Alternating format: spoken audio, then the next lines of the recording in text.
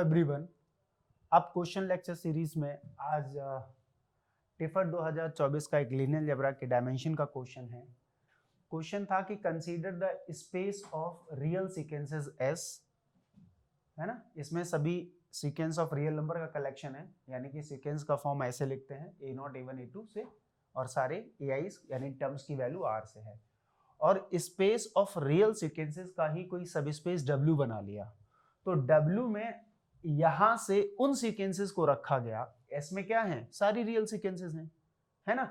और in real sequences में से w में उन सीक्वेंस को रखा गया जो इस कंडीशन को होल्ड करते हैं, यानी कि इस रिकर्सिव रिलेशन को होल्ड करने वाली सीक्वेंसेस को मैंने किसके अंदर डाल दिया, s में से उठा के यहां ले आए। अब थोड़ी देर के लिए मैं आपसे अगर कहता कि एक सीक्वेंस है 1 2 3 और 4 है, जैसे ऐसे करके, ऐसे डॉट डॉट करके कुछ बना लेते हैं, like sequence of natural number n जैसा बना लेते हैं n।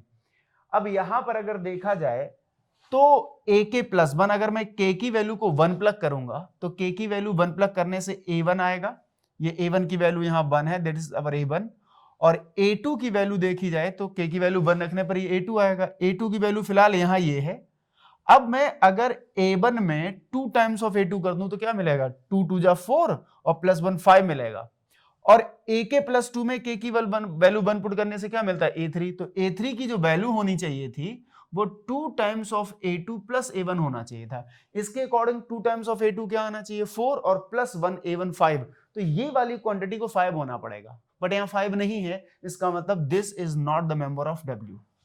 तो कुल मिला के समझ गए, यानी ये वाला टर्म यानी थर्ड वाला टर्म इन सेकंड वाले का 2 टाइम्स और फर्स्ट वाले को ऐड करके बनना चाहिए।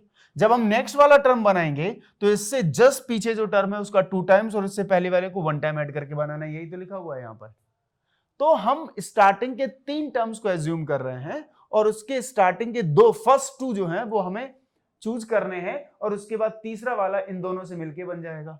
तो हमें क्या करना है कि जो हमारा k प्लस 2th टर्म है वो अपने प्रीवियस 2 टर्म्स के लीनियर कॉम्बिनेशन से लिखा गया होगा। ऐसा ही तो कर रहे हैं आप, यानी कि हमने जब भी क्लासरूम प्रोग्राम में डायमेंशंस को निकालना सिखाया है 2 तरीके से, और कभी गलत नहीं हो सकता वहां से कॉन्सेप्ट। पहला, हम ये देखते हैं कि जो w या v बनाया गया है उसका एंट्री या जो वेक्टर बन रहे हैं और वेक्टर में जो कंपोनेंट है, यानी किसको चेंज करने से वेक्टर बदल जाता है, गेटिंग द पॉइंट, वो देख लो कहां से बिलोंग कर रहे हैं, फील्ड कहां से है। अगर कुछ चेंज है, जैसे कंपोनेंट आपके सी से आ रहे हैं फील्ड आर है, या कंपोनेंट आर से आ रहे हैं फील्ड क्यू है, तो हम फील्ड के रेस्पेक्ट में उन कंपोनेंट्स को लिखने की कोशिश करते हैं, तो शायद डायमेंशन कभी गलत नहीं होती। दूसरा, मैंने आपको क्लासरूम प्रोग्राम में सिखाया होता है अक्सर कि आप एक काम करिए, कंडीशन के बिहाफ पर स्पेस को लिख लीजिएगा और वहां से, और ये इसलिए नहीं था कि हम डायमेंशन निकालने बहुत जल्दी में कि एक कंस्टेंट दिया है, 2 कंस्टेंट दिए हैं, टोटल नंबर ऑफ कंस्टेंट, भाई ऐसे नहीं। कई बार होता है कि ना कंस्टेंट एलडी फॉर्म में भी होते हैं, है ना, तो गलत हो जाता है। तो यहां से हम सिंपल w को इसी फॉर्म में लिख लेते हैं, है ना। तो हम सीधा सीधा ऐसे नहीं लिख सकते थे कि w में हम एक काम करेंगे, हम सीक्वेंसेस कलेक्ट करेंगे। सीक्वेंस मान लीजिए उन्होंने a0 से ही स्टार्ट कर दिया, क्योंकि k की वैल्यू 0 से ले रहे हैं, तो हमने मान लिया a0 से स्टार्ट कर दिया। अगर बाबू मैं इसे a0 और a1 लूंगा तो अब थर्ड वाले को यानी इस कंडीशन को होल्ड कराना पड़ेगा। थर्ड वाले को इस कंडीशन को होल्ड कराने का मतलब क्या होगा, यानी कि अगर मैं k की वैल्यू 0 रखूंगा तो यहां a2 कितना बनेगा, k की वैल्यू 0 पुट करने पर a2 is equal to 2 times of a1 और प्लस दिस। तो ये जो टर्म आएगा तीसरा वो 2 times of a1 plus a0 आएगा। हमने कहा था ना कि थर्ड टर्म स्टार्टिंग के 3 या कोई भी कॉन्जिक्यूटिव 3 टर्म्स उठाओगे उनमें लास्ट वाला अपने प्रीवियस केस कॉम्बिनेशन से लिखा होगा। अब अगर हम 1 2 और नेक्स्ट 3 कॉन्जिक्यूटिव और उठाएं आगे के, तो ये जो a4 बनना चाहिए था वो क्या होना चाहिए था, अपने जस्ट पीछे वाले का 2 टाइम्स और उसमें फिर a0 है, तो इसका 2 टाइम्स करिए तो 2 2 जा 4 और ये प्लस 2 a0 और एक बार a1 और ऐड होगा, तो ये 5 टाइम्स a1 हो जाएगा और प्लस का यहां से 2 टाइम्स किया था प्लस 2 टाइम्स ऑफ a0 हो जाएगा। रख के देख लीजिए, अगर मैं k की वैल्यू को 1 पुट करता तो a3 की वैल्यू 2 टाइम्स ऑफ a2 और प्लस a1 आती, और a2 की वैल्यू खुद में कितनी है, 2 times of a1 plus a0 form में है और प्लस यहाँ a1, तो 2 2 जा 4 5 a1 और प्लस यहाँ से 2 टाइम्स ऑफ a0 आ जाएगा, और ऐसे ही कंटिन्यू हो जाएगा। आप बताइए आपको केवल a0 और A1 ही तो R से चूज करना है, पूरा स्पेस बन के तैयार हो जाएगा। तो how many we have to choose, linearly independent components कितने चाहिए, मुझे केवल 2 ही तो चूज करने हैं। तो सीधा सीधा आप लिख सकते थे dimension of W is equal to सीधा सीधा कितना आ जाएगा, 2 आ जाएगा। और 2 आने के बाद आप इसमें क्या कर सकते थे, अब जब डायमेंशन 2 आ गई, वैसे ये क्या है, ये आपका नॉन एफजीवीएस है।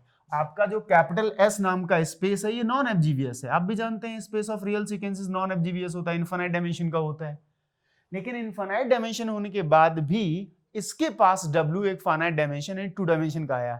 अगर आपको कभी इसकी बेसिस निकालनी पड़ जाए, बाई चांस बेसिस का ऑप्शंस आ जाए, तो पुट 1 एल्सवेयर 0 का खेल खेल सकते हैं, क्योंकि फील्ड R होता है और फील्ड R में आपका 0 और यूनिटी दोनों होती है। क्योंकि फील्ड एक रिंग होती है और रिंग में हम 2 टर्म्स पढ़कर आते हैं, एक 0 ऑफ द रिंग, एक यूनिटी ऑफ द रिंग।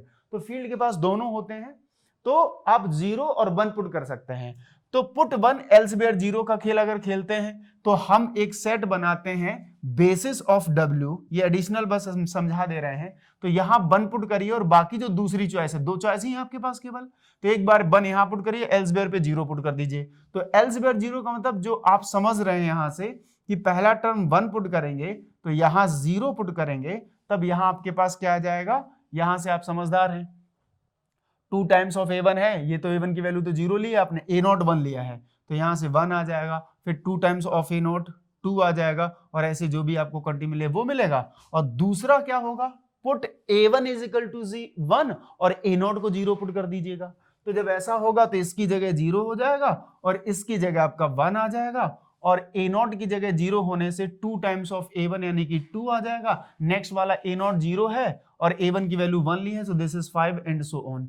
अब आप समझ सकते हैं, अगर इस वाले एक सीक्वेंस से, ये पूरी सीक्वेंस है, this is our one of the vector capital X like और X1 लाइक, तो ये अगर हमारा X1 वेक्टर है और ये हमारा X2 वेक्टर है, और 2 कार्डिनलिटी का सेट LILD कैसे चेक किया जाता है, if and only if 1 is the scalar multiple of other. तो आप समझ सकते हैं जब हम इससे इसे बनाएंगे तो मुझे 0 से ही मल्टीप्लाई करना पड़ेगा, 0 से करेंगे तो सब 0 हो जाएगा, यानी ये दोनों सीक्वेंसेस एक दूसरे का स्केलर मल्टीपल नहीं है। तो ये VW जो है इसके बेसिस की तरह काम कर जाएगी। Get it the point? तो hope you understand. Thank you.